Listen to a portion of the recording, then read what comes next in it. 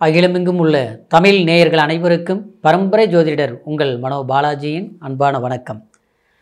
October மாத ராசி பலன்கள்.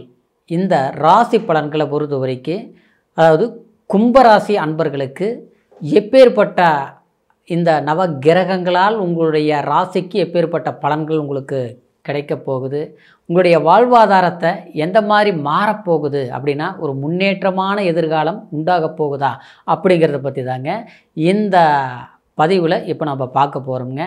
கும்பராசி அப்படின்னா ரொம்ப கௌரவமான ராசி.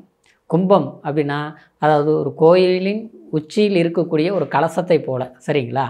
எப்போவுமே தானம், தர்மம், உழைப்பு, அடுத்தவங்களை முடிஞ்ச வரைக்கும் மதித்து, பெரியவங்களை மதிக்கிறது, சின்னவங்களாக இருந்தாலும் அவங்களுக்கு ஒரு ரெஸ்பான்ஸ் கொடுத்து, அதாவது அவங்கக்கிட்ட ரொம்ப அன்பாக பழகக்கூடிய ராசி யாருன்னு கேட்டோம்னா இந்த கும்பராசிக்காரர் தாங்க.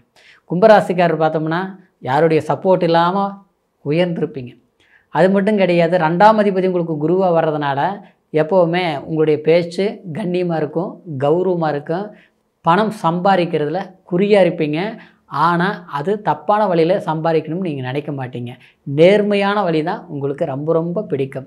அதே மாதிரி ஊரில் 10 பேர் இருக்கிறாங்கன்னா அந்த 10 பேரில் கண்டிப்பாக நீங்களும் ஒருத்தராக தான் இருப்பீங்க. ஏன்னா உங்களுடைய பேரை சொன்னால் 4 பேருக்கு தெரிகிற மாதிரி தான் நீங்கள் இருப்பீங்க. ஆனால் அந்த நிலையில் இருந்தாலும் ஒரு 5-6 வருஷத்தில், 6 வருஷங்கிறத விட அதிகபட்சமாக இப்போ இந்த ஒரு 5 வருஷ காலத்தில் பார்த்துட்டோம்னா கடுமையான ஒரு கஷ்டங்கள் யார் பட்டது அனுபவிச்சது அப்படின்னு பார்த்தோம்னா அது நீங்கள் தாங்க. ஏன்னா அந்த மாதிரி ஒரு கிரக பயிற்சிகளால் கடுமையாக நீங்கள் பாதிக்கப்பட்டிருக்கிறீங்க, சரிங்களா? உழைச்சிருப்பீங்க, பணம் சம்பாரிச்சிருப்பீங்க. ஆனால் மிச்சம் என்ன இருக்குதுன்னு பார்த்தோன்னா சிலருக்கெல்லாம் பார்த்தோம்னா நான் பெரிய அளவில் சாதித்தேன், ஆனால் பார்த்தோன்னா இன்றைக்கி கடன்காரனாக இருக்கிறேன் அப்படின்னு சொல்லுவாங்க. சிலர் பார்த்தோம்னா கல்யாணத்தில், திருமண வாழ்க்கையில் சம்மந்தப்பட்ட ரீதியில் ஏதோ ஒரு பிரச்சனையாக போய்கிட்டு இருக்குதுங்க, இல்லையா திருமணமே பண்ண முடியல, தாமதமாகிட்டு இருக்குதுங்க, இல்லை ஒரு இடத்துல வேலை செஞ்சேங்க அந்த வேலை போயிருச்சுங்க, இப்படி ஏதாவது ஒரு விஷயத்தில் பாதிக்கப்படுற அளவுக்கு பெரிய அளவில் அதில் நீங்கள் லாக்கான மாதிரி உட்காந்துருப்பீங்க, புரியுங்களா? அது காரணம் பார்த்தோம்னா ஜென்மத்தில் ராகு, 7ஆம் இடத்துல கேது. அது மட்டும் கிடையாது, இந்த 1 மாதம் 2 மாதம் கணக்கு பார்த்துட்டாலும் கூட பயிற்சிகளும் அவ்வளவு பெரிய ஒரு வலுவான நிலையில் உங்களுக்கு இல்லை. ஏன்னா கேது 7ஆம் இடத்துலேருந்து உங்களுடைய ராசிக்கு, அதாவது பாக்யாதிபதி சுக்கிர பகவான் கேதுவோடு இணைஞ்சிருச்சுங்க 7ஆம் இடம். அப்போது சுக்கிரனுங்கிறது சுகத்தை கொடுக்கக்கூடியவர். கேதுவோடு இணைஞ்சிருக்கிற போது என்னென்னா அதில் குழப்பத்தையும் கொடுப்பார். அந்த 7ஆம் அதிபதி சூரியன் வந்து பார்த்துட்டோம்னா உங்களுக்கு 8ஆம் இடத்துல மறைஞ்சிட்டார். அப்போ ஆனால் அந்த புதன் ஆட்சியாக உச்ச பலம் பெற்று இருந்தாலும், ஆனால் அது யோகத்தை கொடுத்தாலும் அப்போவுமே எல்லாம் இருந்து நிம்மதி இல்லை அப்படிங்கிற ஒரு சூழ்நிலையில் தான் கும்பராசிக்காரர் வாழ்ந்துட்டுருக்கிறீங்க. இதில் இந்த மாதத்தில் பயிற்சி பார்த்தோம்னா குரு உங்களுக்கு 6ஆம் இடத்துக்கு உச்சமடைய போகிறாருங்க. 6ஆம் இடத்துல உச்சபலம் பெறும்போது நிச்சயமாக அது 19ஆம் தேதி வரைக்கும் நல்லா இருக்குது. அதுக்கு பிறகு உச்சம் 6ஆம் தேதி ஏற்படும் போது, அதாவது உங்களுடைய உழைப்பால் நீங்கள் உயரக்கூடிய வாய்ப்புகள் உண்டாக்கும். அந்த குரு உங்களுடைய ராசிக்கு 12ஆம் இடத்தை பார்க்கறதுனால சுப விரயங்களால் அமோகமான வரவேற்பு கிடைக்கும், புரியுங்களா? அதாவது தர்ம காரியங்களை செய்வீங்க. அந்த காரியத்தினால உங்களுடைய குல விருத்தி அடையும். தேவைகள் ஏதாவது ஒரு கர்மாவை நீங்கள் விலைக்கு வைப்பீங்க. அது ஒரு கோயிலுக்கு போய் சாமி கும்பிட்றதுனாலையோ, இல்லை உங்களுடைய மூதாதேவிகளுக்கு ஒரு வழிபாடு செய்கிறதுனாலையோ, இல்லை வந்து யாருக்காவது ஒரு கடினமான கஷ்டப்பட்டவங்களுக்கு, ஒரு நோயாளிகளுக்கோ, முதியோர்களுக்கோ ஏதாவது ஒரு நன்மைகள் செய்கிறதுனால உங்களுடைய அதில் அந்த பித்ரு தோஷம் நிவர்த்தி ஆகக்கூடிய சந்தர்ப்பங்களோ நிச்சயமாக உங்களுக்கு உண்டாகும். இந்த சந்தர்ப்பம் உங்களுக்கு அமையும், சரிங்களா? இன்னொன்று சொல்ல போனோம்னா ஜென்மத்தில் இருக்கிற ராகு நாள் குரு, அதாவது ஜென்மத்தில் ராகு இருக்கிறதுனால நரம்பு வலி, நரம்பு சம்மந்தப்பட்டது, கை கால் வலி, ஏதாவது ஒரு எனர்ஜி இல்லாமல் இருந்துகிட்டு இருக்குது, குடும்பத்தில் குழப்பமாகவே இருக்குது, என் பேச்சு எனக்கே பகையாகுது, உண்மையே பேசினாலும் சங்கடங்கள் வருது, சந்தர்ப்பங்கள் சாதகம் அமைய மாட்டேங்குது, அந்த மாதிரி நிலைப்பாடெல்லாம் மாறும். ஏன்னா இந்த சுக்கிரன் வந்து இந்த ராசிக்கு 9ஆம் தேதி பார்த்தோம்னா 8ஆம் இடத்துக்கு பயிற்சி ஆகிறாரு. 8ஆம் இடத்துல பயிற்சினாலும் நீச்சம் அடைகிறதுனால, அது பங்கப்படுறதுனால ராஜயோகமாக செயல்படும். ஏன்னா புதன் வந்து பரிவர்த்தனை யோகம் அடைய போகிறாருங்க.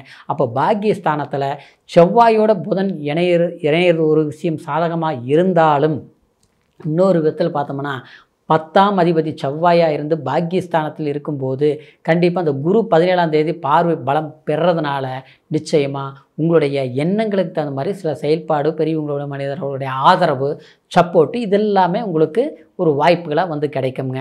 இன்னொன்று சொல்ல போனோம்னா வண்டி வாகனங்கள் போக்குவரத்தில் கொஞ்சம் கவனம் எடுத்துக்கணும். மனக்குழப்பங்கள் அப்பப்போ உண்டாகும். ஆலயங்களுக்கு இறைவன் வழிபாடு போயிட்டு வர்றது ரொம்ப சிறப்பு. கூட்டு தொழில் எக்காரத்தை கொண்டு செய்ய வேண்டாங்க. சரிங்களா? இந்த மாதத்தில் ஒரு அக்ரிமெண்ட் போடுறது, ஒரு கிரைம் பண்ணுறது, இல்லை நாம் சொல்கிறது என்னென்னா நீங்கள் பண்ணாலும் முன்னே, இல்லை அடுத்தவங்களுக்கு வந்து ஒரு ஜாமீன் கையெழுத்து போட்டாலும் முன்னே, அந்த மாதிரி விஷயங்கள் பண்ண வேண்டாங்க. இன்னொன்று பார்த்தோம்னா உங்களுக்கு வந்து இந்த 6ஆம் இடத்துல குரு போகும்போது இந்த கடன் சம்மந்தப்பட்ட விஷயங்களில் 10 ரூபா வாங்கி ஒரு நல்ல விஷயங்கள் பண்ணுறது அது எல்லாமே உங்களுக்கு சாதகமாக இருக்கும். கேட்டாலும் கிடைக்கும். கிடைக்கிறது 10 ரூபா வாங்கினாலும் 20 ரூபா நீங்கள் அதில் வச்சு ஒரு வியாபாரமாக பண்ணால் கூட அதிகமாக சம்பாரிச்சிருவீங்க. ரியல் எஸ்டேட் சம்மந்தப்பட்ட துறையில் வேலை செய்யக்கூடியவங்களுக்கு ஆதாயமான சக்ஸஸ்ஃபுல்லான விஷயங்கள் கிடைக்கும். கல்வித்துறையில் அதாவது மாணவர்களுக்கு கல்வி பலம் கொஞ்சம் மந்தமாக இருந்தது எல்லாமே சரியாகி கல்வியில் வந்து ஒரு ஆர்வம் எடுக்கும்.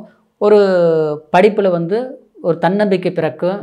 அதே மாதிரி சக மாணவர்கள்கிட்ட ஒரு ஒற்றுமை நிலைப்பாடுகள் உண்டாகும். ஆசிரியர்கிட்டையும் ஒரு சிந்தனைகள் அப்படின்னா அவங்களுடைய சொல்லி கொடுக்குறது நமக்கு வந்து அது கவனம் ஏற்படுத்திக்கிட்டு அதனால் கல்வி மேன்மையான பலன்களை உண்டாக்கும்.